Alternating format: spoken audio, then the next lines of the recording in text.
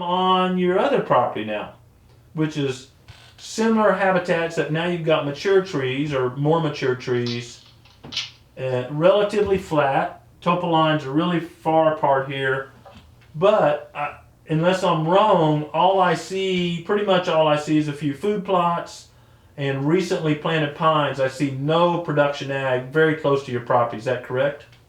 That's correct. Yeah. So we're in a total different game here. Over there, we had staging area or attraction food plots. We call them hidey-ho food plots. Here, when I look at a mile radius, think of the Rubik's Cube, and your property is the center square in a Rubik's Cube, and there's 8 squares around it. For a mile, deer home ranges vary a lot, but let's just say on average they're about a mile. That's just an average.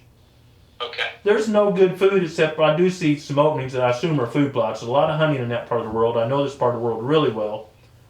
There's no major food for a mile in any direction. So if you've got the best food in the neighborhood, there's very few hardwoods in this area. It's mainly a pine forest or pine plantation. Very few hardwoods. There's a drain over to the north and east of your property, a hardwood drain, and when there's acorns, deer are going to be in that drain. By the way, same was kind of true on your larger property.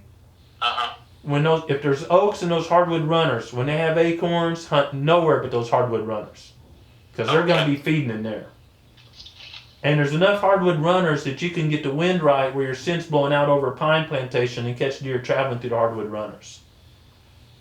Okay. On this property, you don't have many hardwoods on your property, so if your neighbor has acorns, that's a good week to take your wife on vacation. Okay. You're not going to see a lot of deer. Okay, on your property, you've got some, a big yard, kind of around the home site there. Looks like maybe a food plot, kind of the center of the property, and a couple openings on up towards the top of the property, if you will, or the northern part of your property. Yes. Northwestern a little bit. This is a personal trade-off. My wife and have this. My yard is way bigger than it should be. I need to be drilling soybeans in part of my yard, but if you don't like mowing, I would have as much of that yard that's not visible from the road in a food plot as I could have, and that's not just selfish for you to hunt. That's for your family to be able to enjoy seeing wildlife on a regular basis. Yeah. No, that's actually part of the plan. You can see there's 2 mobile homes on it. One of them is really old. We actually just sold that one and had it removed. So that if you can see the dirt road that kind of runs through that home area. Yes, sir. Basically everything to the right of that, most everything is going to be cleared. So my thought was, we'll probably do some things on the southern end of that, like we're putting a little pool in. I might put, pave some of that, plant some pretty trees, that sort of thing. But everything on the right side, if anything, I'll plant fruit trees. Great, I don't know. I mean, we could turn that into a food plot. Yeah. I just didn't know if it was worth doing because it's so close to the house. No, there are couple things. There's so little quality food in your neighborhood. Every additional acre, quarter acre, whatever, of food you can get. Deer care nothing about your house or you out in the pool. Nothing. They will get conditioned to it. Just think about how many deer you see in a city park or a golf course or standing by a highway with cars zipping 80 miles an hour up and down I-75. As long as they're conditioned to anything that they do not associate with danger, it's a non-issue. I see deer, both my daughters shoot trap a lot, and it's common for me to see deer 100 yards straight down range of a trap house. Shotgun pellets aren't flying that far often, and they'll be eating while the shooting match is going on. Thousands of shots going off up and down the line. Deer don't care less because they're conditioned to it and it doesn't hurt them. Okay. So that's a non-issue. I would rather see you plant those trees and make a screen from the public road. But I mapped it out real quick here, and it's right at an acre. Okay. Yep. If you're willing to sacrifice some trees, I would make that bad boy as big as you can. Because I'm telling you, if you do this plan, you're going to have so many deer using this property, not living on it, but using it, that they will wipe out the foliage in that acre super quick. Yeah. Are your pine trees, and it looks this way, but the map might not be exactly current. Have they been recently thinned by chance? No, so I didn't give you kind of the primer on this property, but we're going to thin them in the winter. Yes. They need to be thinned, and we'll do a prescribed burn after. So they've not been thinned. They're I don't know. It's probably a 20 or 25-year-old stand. Oh, awesome. So. Great. This is great for my purpose here, for what we're doing. Okay, so here's a couple of real important things. I mean, like, really important. I want you to leave a, however wide it is, a 20-yard buffer, give or take, that's just thick as it can be. I don't really want it burned. I just want it so thick people driving that road cannot see in there. Okay. So no thinning, no burning in that 20-yard buffer. Unless it's so thin right now because it's shaded out, people seeing easy. But usually in the south, that's so choked with sweet gums right now they can't see through there. Okay. If that's not the case, you need to do something. But if that pine stand has been planted but not treated, it's probably so thick with sweet gums and dog fennel you can't see through there. Yeah, I actually don't think any of this is planted pine. I think it's just natural regeneration. Like there's a lot of kind of like hardwoods in between. Gotcha. Okay. All right. Bottom line, if you can see through the road, do something. If you can't see through the road, from the road in there, leave a wide enough buffer that people going down the road can't see it. Because again, that 1 out of 99 is going to say, well, there's a green spot, and I don't see a car in the driveway. Yeah. Let me go check that out. Okay. Okay? And then when you thin, I'm so thankful you're thinning. I want you to thin, and you may do this not quite, but in a north-south, give or take orientation, so your property really runs a little bit, northwest-southeast. Uh-huh. That would be fine. And here's where I'm going. Your part of the world tends to be drier than wetter. And if you make the rows, because we're going to plant, when you thin this, we're going to plant food plots right down those rows. This is really important. The logger understands this plan and pays attention to it. Really important. Okay. So if we run the rows straight east and west, they get sunshine all day long and will dry out the soil. It won't conserve any moisture because they're not being shaded. Right. And so you get more evaporation. But if you make these rows, think of a power line running north and south. Most of the soil moisture loss through evaporation occurs in the afternoon when the temperature is the highest. The hotter the temperature, the easier it is for water to volatilize and evaporate. And so if you have a power line running north and south, it's in the shade during the hottest time of the day. And you don't have near as much moisture loss. So the more these thinned rows are oriented north and south, the better your crops will grow. Okay. And this is a bit of a pain, and your logger's not going to like it because that's going to go through and select cut. Sure. But, if this is going to be your home from now on, this will make it much more aesthetically pleasing, much easier for your family to enjoy, and certainly way better for wildlife. I want him to cut rows. Let's just say it runs with your western property line, which kind of runs southeast northwest. Just parallel that line as thin as you want, every 20 yards, every 30 yards. Plot a GPS course and cut every tree in that line. Okay.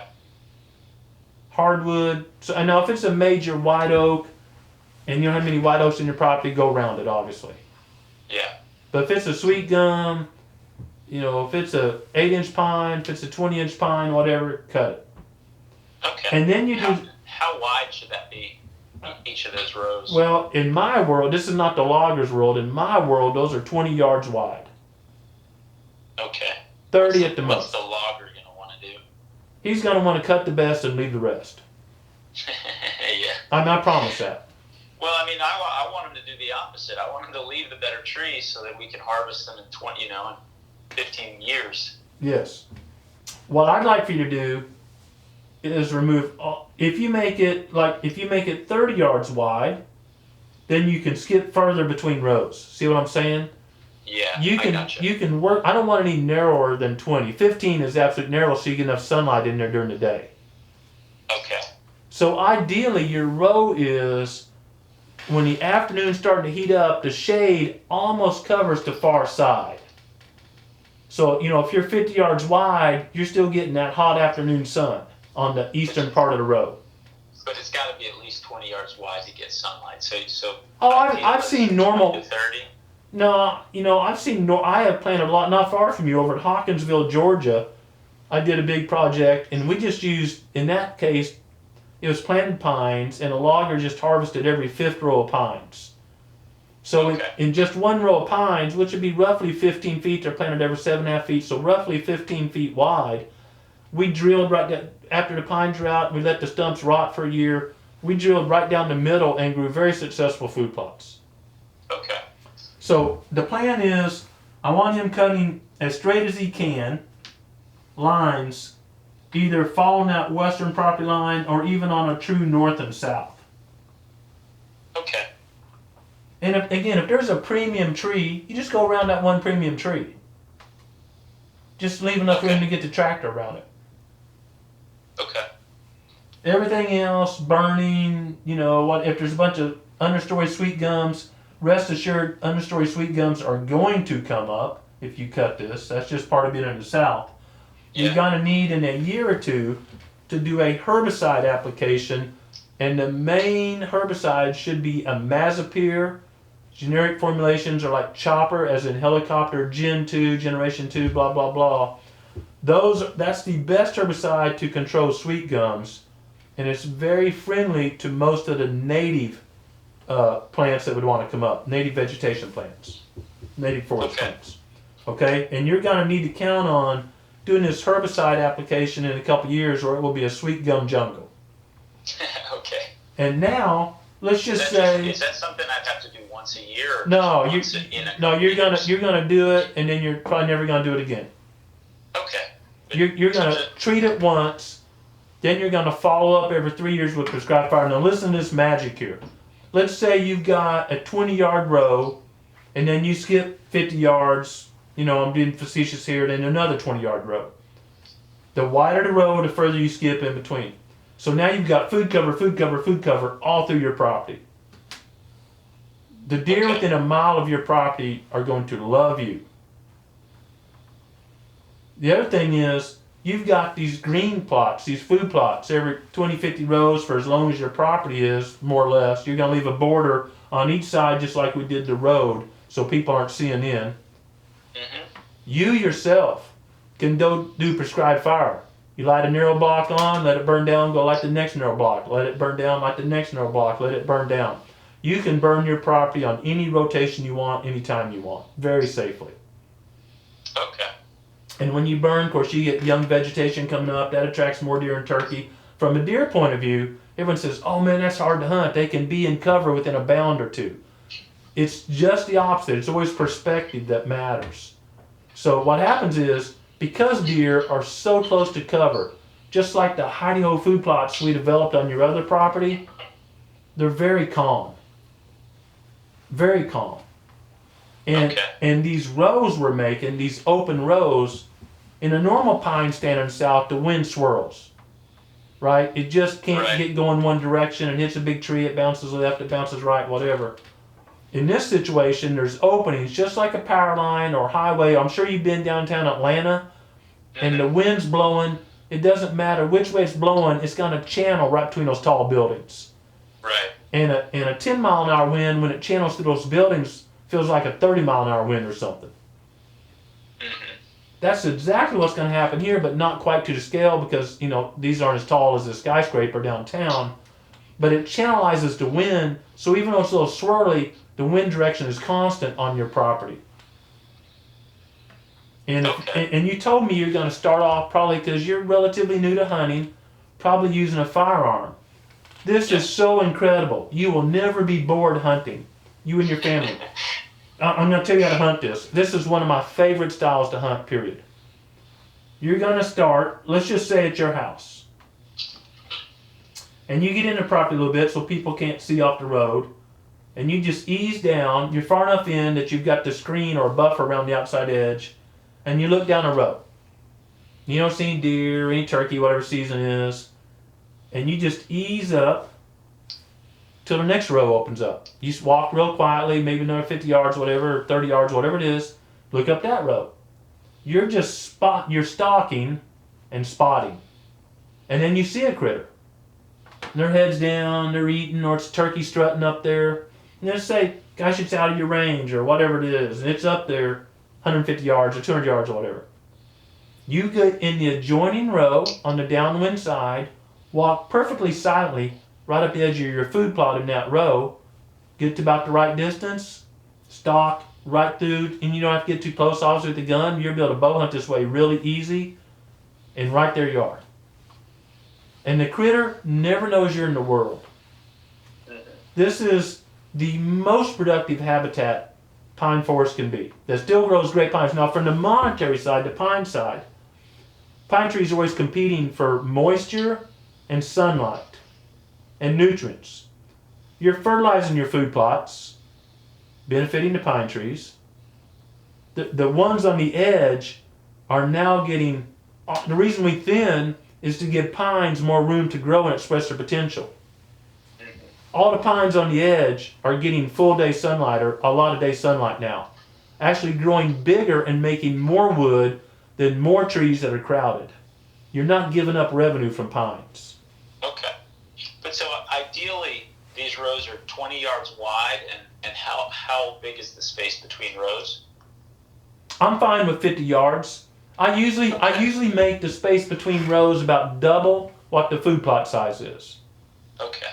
Now, a couple other things real important I want to tell you. This is an incredible plan. I promise you will love this. They just drag the pine trees out the row, the lumber they're going to harvest, out the rows are going to be your food plots. So you're going to have to go back there, either break off a few limbs, whatever, and throw those in the edge, the growing trees where you're going to burn, just so you can get a drill down through there and plant your food plots. Okay. So this is going to mature into an incredible, your property value will drastically increase. It will be beautiful, very productive from pines, easy for families to recreate on there, very easy to hunt. You don't have these big openings for food plots. You got long, narrow strips, which are much better. Whitetails and turkeys are edge creatures. They're going to love this. A hen could be nested in the cover area, the 40 yards in between, or twice the row width in between, go right out and bug. So you've got nesting area, feeding area, nesting area, feeding area, nesting area, feeding area. Incredible brood habitat. Okay. Awesome deer habitat. I love this plan. And here's what I want you to do. Let's implement this. You call me back after this is implemented, and I'll tell you how to plant these rows, because you're a ways from planting. This fall, I would suggest you plant the existing food plots in your property and not plant there where you're removing the structure, because too many people are going to see that from the road until you get a screen going. Okay. What would you plant? Oh, gosh, in that part of the world, I've had a lot of my friends use the fall buffalo blend. It works awesome there. By the way, before I forget it, if you look right to the northeast of your property, you'll see some rows of thin pines there. Mm-hmm. Yep. That's your goal. Okay. Now that person, obviously in planting food plots in there, it's attractive, but not that attractive. You want that a little bit wider in between. And by the way, I didn't mention, pines have a deep taproot. Uh-huh. So when you drive a tractor right next to it, you're not hurting it. Hardwoods have very shallow, far-reaching fibrous mat, a few inches below the soil, and you can harm a hardwood by driving over it all the time. Right. Okay. And hardwoods will remove a lot of moisture out of soil that will hurt your food plot crop. Pines don't. They get their moisture from very deep in the soil or through their needles. One other question is, we're planting those rows. Should I leave a buffer around those two big food plots as well? Nah. Heck no. You want to be able to see right in that food plot. Okay. So you know where to stock up there or not. You implement this plan, I'll come hunt with you, because it's incredible hunting. All right. Sounds like it'll be a couple years, but I'll take you up on that. All right. Yeah, keep me posted. I want to follow up on this, because this is a very exciting plan. That's going to be so. I mean, again, when I zoom out, There's nothing around you for a mile that will compete with this. Nothing. Awesome. It will make your property how much bigger. Instead of just sitting there and watching that food plot in the center of your property, okay, it's 3:30, it's 4, it's 4:30, it's 5. Getting closer to dark, maybe deer come out, maybe not. Wind swirling around a little bit in that one hole. A food plot hole in the middle of a pine forest causes wind to swirl. Right. Just like a toilet bowl being flushed. But when you have these lanes, it's going to channel the air, and you're just, if the wind is out of south that day, you go up to the north edge of your property and look back and look at the deer that way. Sure. Yeah, that's true. You can hunt that in any wind direction, at any time. Hot, cold, rainy, sunny. Because they're bedded and feeding right in there. Middle of the day, they pop out that cover, go over there and take a bite or two. Awesome. Okay. I like both of our plans a lot. I'm very interested in following up with you. Awesome. All right, Dr. man. Woods, this was great. You gave me a lot of very valuable information, so I genuinely appreciate your time. I appreciate you trusting us to help you, and I look forward to following up, and I'm excited to see how these projects develop.